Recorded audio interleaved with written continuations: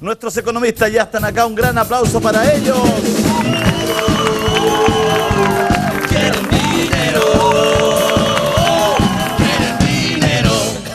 Bueno, vamos a partir endulzando la vida con unos M&M para que Muchas después no digan gracias. que me los como todos yo solo. Sí, los caché que la semana pasada se fueron pelando, pero... Casi todos te los comes todos. Pero el paquete de medidas para la educación, para el financiamiento de la educación, se ha tomado la agenda política. Partamos por ahí porque hoy día hubo una marcha muy colorida, muy pacífica, con bastante gente, precisamente por la educación, para los movimientos estudiantiles, para decir que están vivos, que están ahí, digamos. ¿Qué te parecen estas medidas, Alejandro? Creo que vamos en un buen camino. La verdad que cuando estamos hablando de un mercado que ha sido capaz de, un gobierno que de alguna manera ha ido tomando un poco ha recogido el guante de lo que planteaban los estudiantes. Y también yo creo que ayer lo decían un poco también los estudiantes, esto es un resultado de la manifestación de ellos, de poner un tema público en el tapete, de darle urgencia, y en donde de alguna manera se han tenido las diferentes autoridades que ocuparse para tratar de dar resultados. Es un buen indicativo, y creo que también es un buen indicativo donde se ve, por ejemplo, a Harold Beyer, que el ministro, también hablando de generar modificaciones importantes al sistema. Hablamos también de ver temas de duración de carrera, de empezar a hablar de los aranceles. Pero se lo pongo en la mesa al tiro. Acá se sacó a la banca. ¿Era la banca nefasta para el tema del financiamiento educacional, Alejandro? Para mí sí, para mí contaminaba importantemente. Lo vimos cuando, ¿te acuerdas? Estuvimos en tu programa de radio con Franco Parisi hablando de los créditos Corfo, de estos créditos que también eran más o menos, donde se firmaba un pagaré, en donde donde la gente debía 10, ha pagado 12 y debe 10. Y debe 10 y si no tiene cómo pagarme me responde el Estado, entonces los negocios redondos. Claro, si no puede pagar responde el Estado. En la radio hemos sacado tantos casos y todo igual. Claro. Pidió 8, pagado 9, debe 10. El caso de los créditos Corfo, que es peor aún y que no ha tenido resolución y no va a tener resolución en esta pasada, digamos, ¿no? ¿Qué te parece a ti el paquete de medidas en general? Mira, a mí me parece que es mejor de lo esperado, ¿no? Me parece muy bien que saquen a la banca, ¿no? La banca que se ha convertido en el mundo de hoy en una especie de cuatreros, delincuentes de primera batalla, digamos, ¿no? De primera línea. Y de línea, qué sé yo, el cáncer de este mundo son los bancos, ¿no? Bueno, que saquen a la banca me parece un logro importantísimo, pero no solamente eso, porque el crédito supuestamente el más complicado, el con aval del Estado, lo igualan, por decirlo así, al crédito solidario que entregaba el gobierno, que tenía una tasa como el 2%, ¿no? Pero además solo pagas si tienes trabajo y pagas el 10% de tu sueldo, y si ganas menos de 500.000 pesos pagas el 5%. Y tienes 180 meses para pagar, y si no cumple, se condona esa otra deuda. ¿Tú sabes que la dictadura a mí me parece... el crédito fiscal? ¿Ah? Tú sabes que en la dictadura, esto que voy a decir es brutal, pero en la dictadura el crédito fiscal tenía muchos estos elementos, y después en democracia con la concertación se perdieron, digamos. Se modificó el año 97. Se fueron agravando. Pero es lo mismo que pasó con el cobre. En la dictadura no se desnacionalizó el cobre, fue la Concertación la que lo hizo. Entonces no es sorprendente que estos operarios de la banca, que son los funcionarios de la Concertación, hayan hecho lo que hicieron. Y que ellos metieron, fue Lago el que metió a la banca en este negocio, digamos. Y fue particularmente Sergio Vitar, otro hombre de la oligarquía muy vinculado con el Mercurio, que alguna vez fue ministro de Allende, y nunca uno sabe por qué llegó a ser ministro de Allende cuando en realidad debió haber sido ministro de la dictadura, digamos, ¿no? A mí me parece, digamos, ¿no? Ahora, ¿qué es lo que es importante destacar de esto? Y eso yo creo que hay que recalcarlo. Esto no es el resultado de un gobierno que haya sido inspirado por la Santísima Virgen, ni la Santísima Trinidad. No fue por los santísimos paros. Esto fue por los santísimos paros, por el santísimo movimiento estudiantil. Y a mí me parece que Boric se equivoca al menospreciar estos cambios, porque debería relevarlos como el resultado del trabajo, del esfuerzo político, de la toma de conciencia política de una sociedad. Esto no hubiese pasado. Tampoco estaríamos discutiendo una reforma tributaria si no se hubiese movilizado tanta gente como se movilizó el 2011, los estudiantes, trabajadores, académicos, intelectuales. Es el resultado de un proceso de empoderamiento político de la sociedad. Y eso a mí me parece importante destacarlo. No es el resultado de las buenas obras de los ministros. Marcel, ¿qué estará pensando la concertación? Están sorprendidos. Que finalmente el gobierno de Piñera porque también en el 2006 hubo un movimiento pingüino importante. ¿Pero qué concertación? Por eso, ¿qué es lo que estará pensando la gente de la concertación? Que en este gobierno, este ministro de Educación hace estas modificaciones que los gobiernos anteriores fueron incapaces de hacer. Deme solo un segundo, vamos a hacer un corte directo, vamos a volver. Estamos con Marcel y Alejandro. Ya llegó Alejandro Filio y Chinoy a los estudios de BTR para hacer el último bloque que estamos haciendo. Síganme los buenos.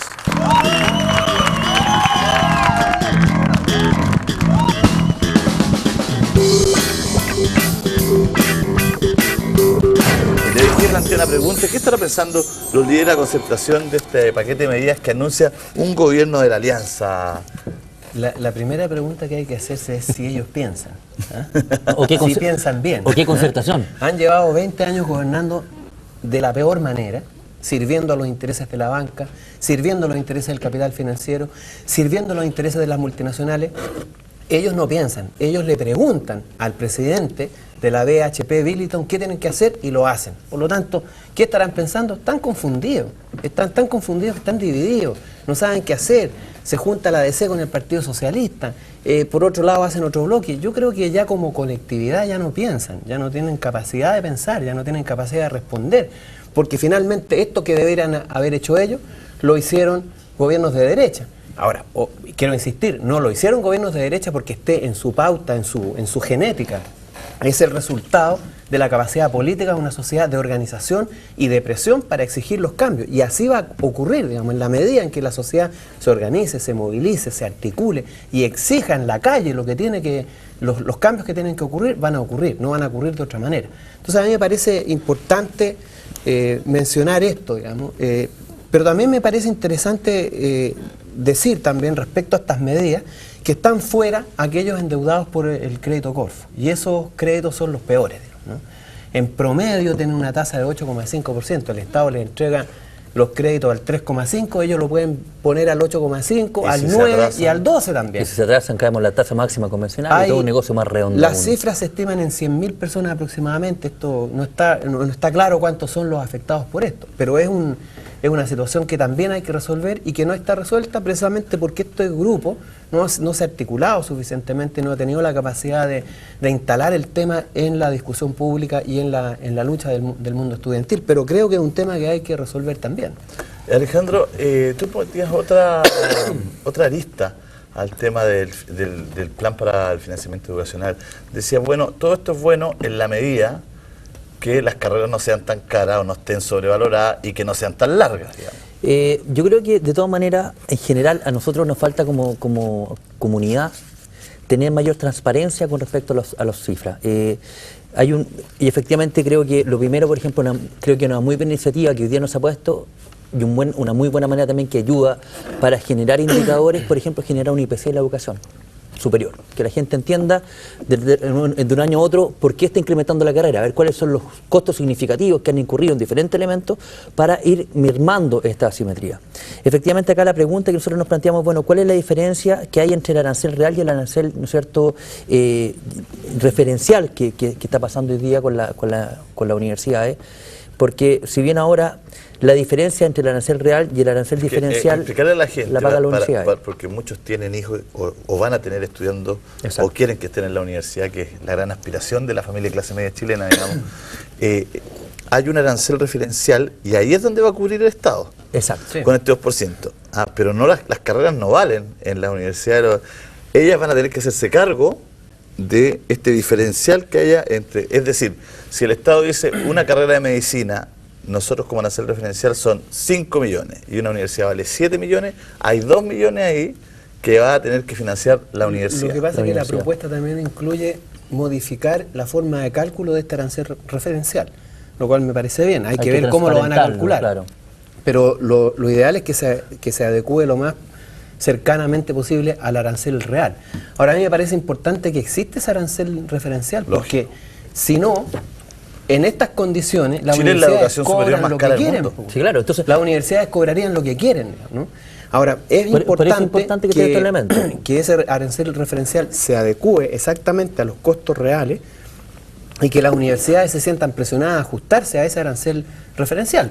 Me ha tocado ir a hablar a 2 o 3 países de periodismo, digamos, a escuelas de periodismo, y en todos aquellos países el periodismo, el valor de la carrera es la mitad en promedio que Chile. O sea, la mitad, no el 10%, no, la mitad.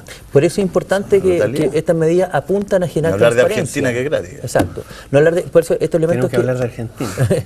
que apuntan a la transparencia. O sea, que hayan indicadores, de hecho, por ejemplo, hoy día, lo que pasó hace un par de semanas atrás con el tema del IPC de la salud, era un indicador que era una estimación relativa que está desarrollando ¿no es cierto?, el Ministerio de Salud para decir cuánto deberían subir las ISAPRES. ¿Te acuerdas?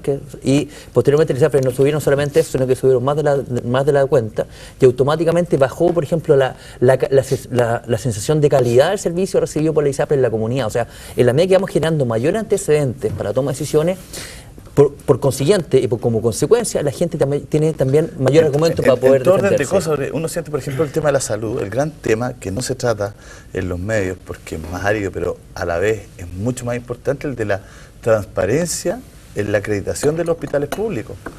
O sea, si la posta central estuviera acreditada, si tuviera los cánones que establece el Ministerio de Salud de Chile, no estaríamos hablando de este tema, o lo hubiésemos sabido sin que se tengan que armar una escandalera, digamos. O sea, ¿por qué en una clínica la gente sabe cuáles son los estándares? ¿Y por qué en un hospital público nadie sabe? Nadie sabe cuánto se infectan las sondas renales, cuánto hay mortalidad hay, cuántos pacientes vuelven. Nadie sabe nada. Y eso debería saberse. En Chile tienen que unos 5 o 6 hospitales.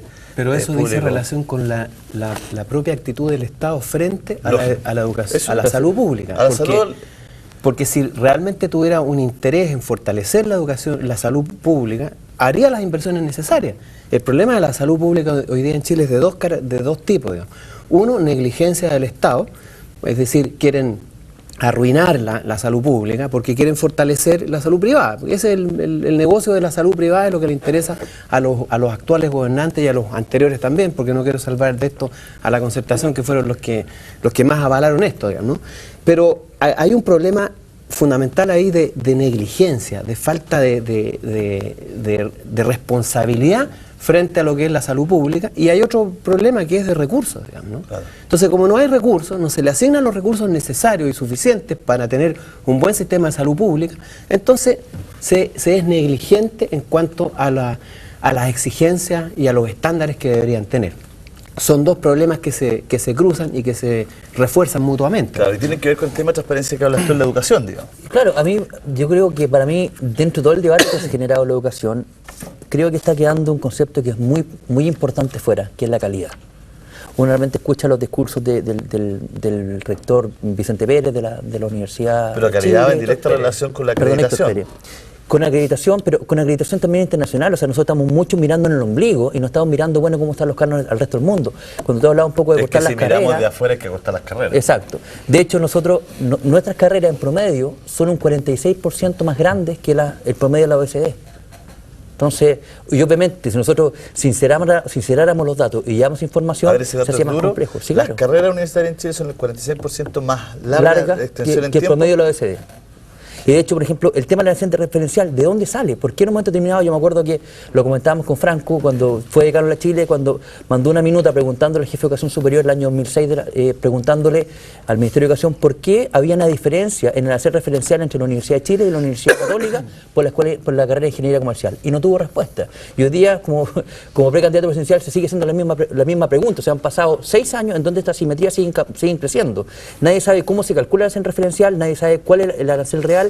Y esa falta de información es la que obviamente afecta al negocio. Que el otro día escuché en la radio Bio Bio un reportaje que se hizo en la radio Bio Bio Concepción de las carreras, lo que costaban hace 10 años, lo que cuestan hoy día con relación a los sueldos. O sea, una carrera hace 10 años en muchas cosas costaba la mitad. Sí. En universidades tradicionales, ¿eh? Eran todas hechas en universidades tradicionales. y los sueldos no han subido el doble, digamos. O sea, un papá que tiene 2 hijos en la universidad no le subió el sueldo del 100%, digamos, en 10 años. Como o sea, hay ahí también un tema donde una todos... falta de transparencia, una oscuridad muy grande. Donde todos se subieron al buque, digamos. Por eso que también es importante decir que a pesar de que estas medidas que se han implementado, a mí me parece que son buenas, digamos, son el resultado de un proceso político interesante, sólido. Este es un momento histórico en el programa. Marcela encontró este paquete de medidas buenas. Quisiera que lo remarcáramos de alguna forma. Pero ojo, son medidas buenas que son el resultado de una sociedad que se moviliza y se articula políticamente. No es el resultado que exige cambio. Pero además es importante decir que esto no es el cambio que nosotros esperamos, que yo por lo menos espero. Aquí hay que avanzar a la educación pública, gratuita, para todos, ricos y pobres. Eso es lo que hay que buscar. Obviamente no se va a lograr en un año. Esto que se ha implementado en estas medidas que se están planteando son un avance importante, pero el gran cambio que requiere este país es avanzar hacia la educación pública, gratuita y buena, de buena factura, una educación que prepare realmente a los estudiantes para la vida social, para la vida política, para la vida profesional. No solamente para la vida profesional, sino que también para la vida política, para ser ciudadanos de un país que se desarrolla no solamente materialmente, sino que también intelectualmente, moralmente, éticamente. Entonces ese cambio está todavía pendiente y será el resultado de procesos políticos más profundos que tienen que continuar. Y por eso hay que felicitar hoy día las manifestaciones estudiantiles que se están volviendo a expresar y que tienen que ir profundizándose y articulándose con otros sectores de la sociedad para realizar los cambios en Chile que requiere el país. Se habla de casi 80.000, 100.000 manifestantes en la calle, en la marcha, muy colorida, muy en buena, digamos, con un toque muy distinto a las últimas del... Ya van a llegar los carabineros para ensuciarlo todo, ¿no? No te preocupes. Que no te malumpen al final, ¿no? Claro, pero ahí hay un tema que quizás es bueno tocar, que tiene que ver un poco con... que es bueno que tú lo hables, Alejandro, que eres profesor además, que tiene que ver con una economía al servicio de la comunidad y tiene que ver como en las sociedades se gatillan cambios importantes porque las autoridades están para ejercer la voluntad ciudadana de hacer cambios. O sea, por mucho tiempo como que los chilenos hemos creído que nuestros gobernantes son administradores de algo. Y la sociedad no ha tenido la capacidad de decirle: ustedes no son solo administradores, ustedes son nuestros representantes para generar cambio, porque la vida es movimiento, digamos, porque lo que era bueno ayer hoy día no es tanto. Entonces yo creo que la economía en ese sentido, yo siento cuando escucho a los economistas que están al debe, que son... Disculpa que te lo diga, no es un ataque a los colegas, digamos. Pero, ataque nomás. Pero siento que los economistas en las entrevistas, en todo, ellos como que defienden el modelo. En el fondo son súper conservadores.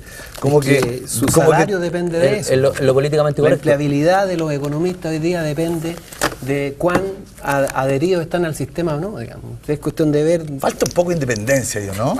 Pero mira, y falta empezar a poner los temas arriba de la mesa. Te voy a dar un ejemplo. Yo hago clases en la Escuela de Economía de la Universidad de Chile. Tú entras al salón, por donde yo entro a la universidad, Salón Corbanca. Vas a la biblioteca de la Universidad de Chile, de la Escuela de Economía, Biblioteca Andrónico Luksic, y haces clases en la sala Provida, o en la sala AFP Capital, o en la sala, qué sé yo, cuánta porquería y basura le meten. Bueno, ¿qué independencia? Era profesor de la Chile hasta hoy día, Marcela. ¿Qué independencia tiene la Universidad de Chile, la Escuela de Economía, respecto al modelo económico? ¿Qué independencia? Yo estoy haciendo clases ahí no por los profesores, por los estudiantes que exigieron mi presencia ahí, digamos. Esa es la única explicación por qué yo hago clases en la Universidad de Chile. Pero he notado esa tremenda aberración, digamos, que la universidad finalmente está vendida, es un banco, tiene el Banco Chile metido adentro.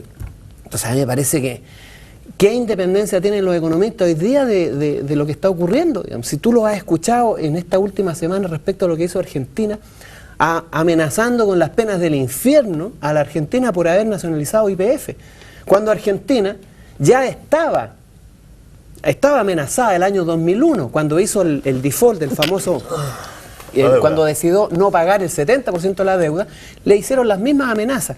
Inflación galopante, recesión galopante, nadie le iba a prestar plata. Al cabo de 8 años han crecido 90%, casi han duplicado el Producto Interno Bruto, han reducido en 3/4 partes la pobreza y la desigualdad, han aumentado los gastos sociales 3 veces. ¿Y dónde está el problema de Argentina? ¿Dónde...? Que va a perder credibilidad internacional? ¿Y a quién le importan las famosas clasificadoras de riesgo? 2 días antes de que quebrara el Lehman Brothers tenía AAA, cero riesgo. 2 días después se hundió. Esas son las clasificadoras de riesgo. ¿A quién le pueden importar? ¿Y a quién le sirve el crédito internacional?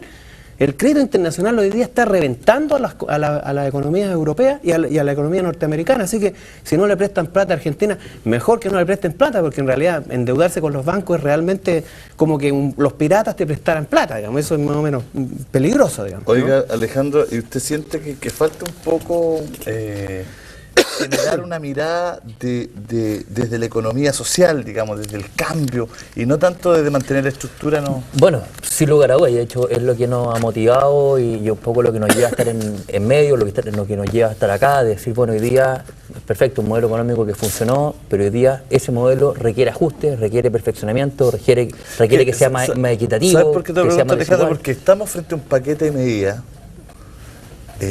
para la educación que nos las hizo el Partido Comunista, digamos. Y que no fueron 5 trotskistas los que sacaron a la banca del sistema de financiamiento. Fue un gobierno de la Alianza, ¿no es cierto? Y lo pone en la mesa y el país no se paraliza, y el país no se cae, y las universidades no dicen que van a cerrar, y los bancos no salió nadie de los bancos tirándose de un 10º piso. O sea, el país continuó.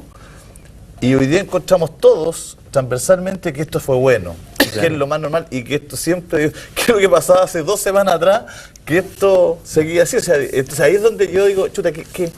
Ahí está la falta, ahí es donde está importantemente la falta de conciencia. O sea, la gente muchas veces cree que el sistema está así, que las cosas van a seguir siempre así. Entonces, cuando uno realmente es un poco lo que hemos hecho, lo que algunos economistas son un poquito más rupturistas, no estamos tan avanzados al modelo económico tan fielmente, y empezamos a plantearlo la necesidad de hacerle mejora. Hoy día lo hemos hablado acá hasta el cansancio, no estamos nosotros en pro, ¿no es cierto?, de que haya una vehícula estatal que reparte los tutos de pollo, pero sí en donde hay una mejor calidad de vida de las personas, en donde no se le ahoguen las deudas, pero que no se coludan con el que pollo. No se coludan, ¿no es cierto?, y que no se trabaje, ¿no es cierto?, para poder pagar la colusión de los pollos, ni la colusión de la farmacia, ni de los supermercados, ni de nada, sino que seamos un país en ese sentido mucho más justo. Y eso de alguna manera lo que buscamos, lo que yo hablo un poco, la visión un poquito de un ajuste de todos estos elementos para poderlo ser más justo y más equitativo. Les tengo una pésima noticia a los dos. José Ramón Augusto no les dejó nada en la herencia. A ninguno de los dos, ¿no? Yo tenía mi esperanza por ahí, pero bueno. Habría que devolverla en todo caso. ¿Qué es lo que iba a decir usted?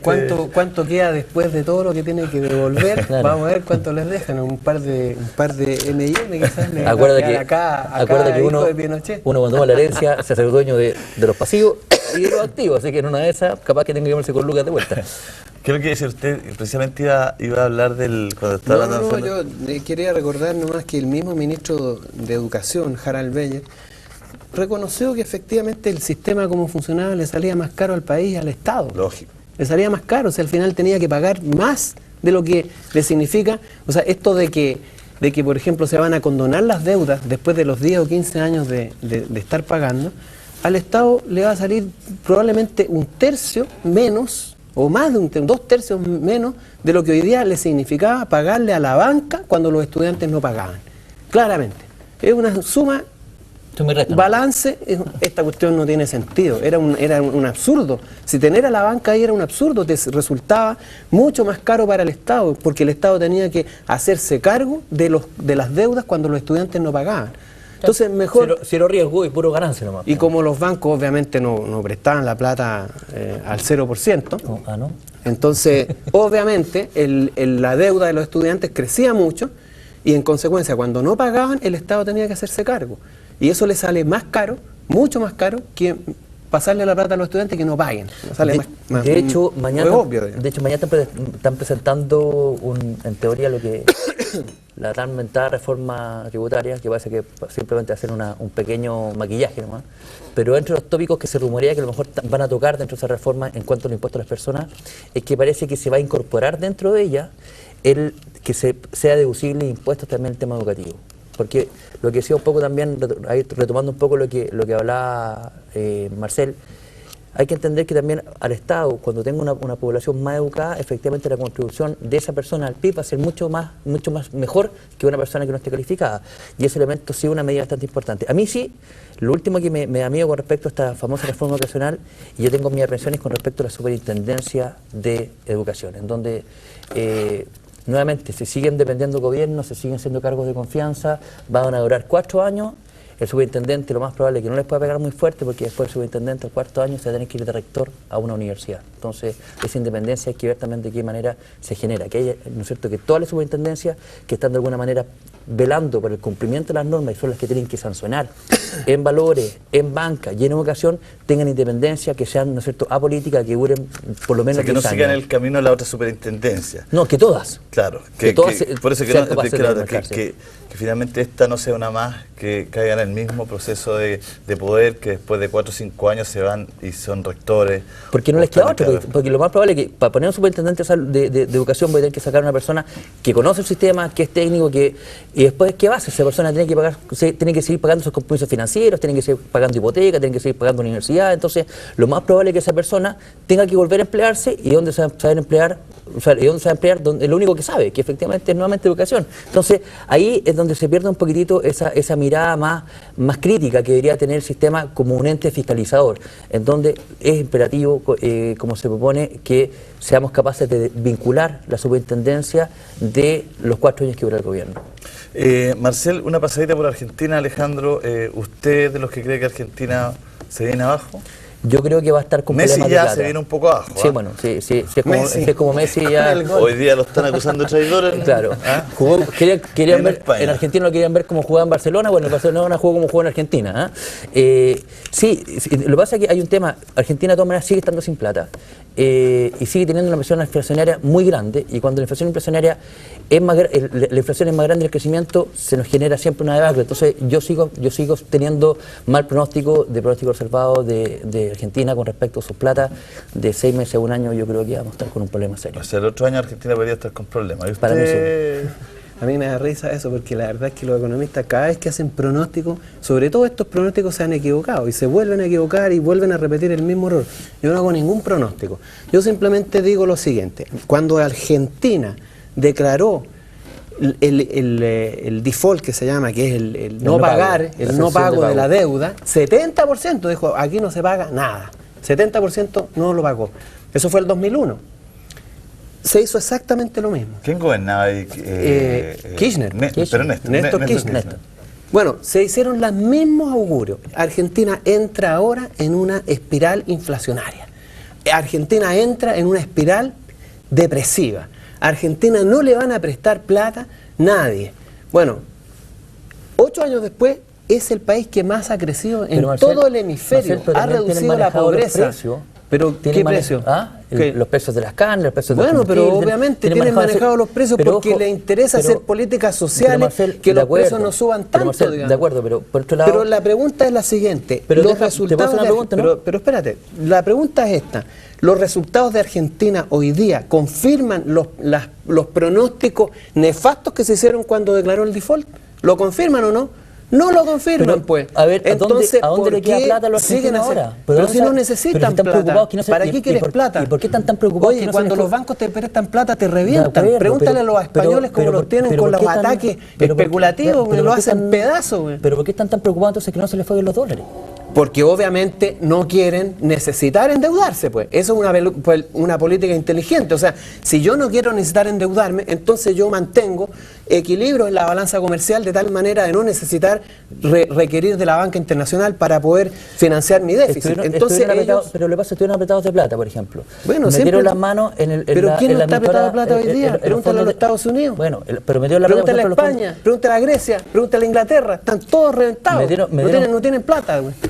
metieron plata en los fondos de pensiones, después se metieron la plata en el Tesoro Nacional.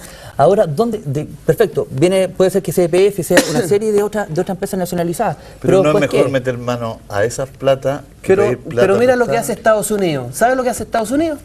Dice, Estados Unidos necesita pagar sus deudas, necesita comprar, qué sé yo, automóviles, bienes, echando la máquina de dólares. Hace un papelito y dice, aquí está, el que me compre este papelito le pago el 10%. ¿Y quién se lo compra? El Banco Central. Y el Banco Central da vuelta a la maquinita, imprime billetes y se los pasa. Y Estados Unidos pesca esos dólares y los tira por el mundo comprando autos, comprando inversiones, haciendo lo que quieren con esos papelitos. Y usted le vende una casa a un norteamericano que viene aquí a comprarse alguna cosa con las platas que trae de allá y le cambia su casa por esos dólares que no valen nada, absolutamente nada. Una irresponsabilidad mayúscula. Argentina aquí lo que hace, recurre a recursos que ya existen, que tienen respaldo. Lo que hace Estados Unidos, lo que hace el Banco Mundial, el Banco Europeo, tampoco es lo mismo. O sea, toda la economía mundial está quebrada. Tú sabes que los derivados, no sé si sabes lo que son los derivados, son instrumentos financieros. Estos instrumentos financieros se llaman derivados porque provienen de algún otro instrumento. Puede ser el petróleo, puede ser el oro, puede ser el trigo. Su valor depende del valor de esos bienes. Y son instrumentos financieros que se transan en los mercados internacionales. Se compran y se multiplican una y otra vez. En el fondo son apuestas al valor futuro de estos bienes. ¿Sabes cuánto monto en la economía mundial existe esa cantidad de esos derivados? ¿Sabes el valor de eso? 3 veces el valor de toda la economía mundial. 3 veces lo que valen todos los bienes y servicios de la economía mundial. Por lo tanto, es plata ficticia. No existe. Si tú mañana quisieras realizar todo eso en bienes, no hay suficientes bienes. Te faltan 2/3 de los bienes. Bueno, eso lo han hecho con las políticas de ajuste, con las políticas del Fondo Monetario, con las políticas de corte del gasto. O sea, francamente, que critiquen hoy día a Argentina, porque está haciendo economía real, está haciendo inversiones, está utilizando los recursos disponibles para el desarrollo de Argentina, me parece que no hay nadie en este mundo, menos los europeos, menos los norteamericanos, a venir a decir cómo tienen que hacer las cosas cuando ellos lo han hecho pésimo. No solo pésimo, muy mal. España está con un 50% de desempleo juvenil, 25% de desempleo global, déficit impagables. Lo mismo Gran Bretaña, lo mismo Francia, Estados Unidos ni que hablar. Ellos no tienen ninguna autoridad moral ni profesional para venir a decir aquí a América Latina lo que hay que hacer. Que arreglen sus problemas ellos primero y después vengan a decirnos lo que hay que hacer. Bueno, las exportaciones, como dato, las exportaciones de marzo bajaron un 8%, que es la caída más grande que ha tenido la exportación argentina desde el año 2009. Veamos qué pasa de aquí un año más. Veamos qué pasa. Gracias, Alejandro. Gracias, Marcel. Muy bien, como siempre, nuestros economistas conversando de Chile y el mundo. Señores, ya llegó.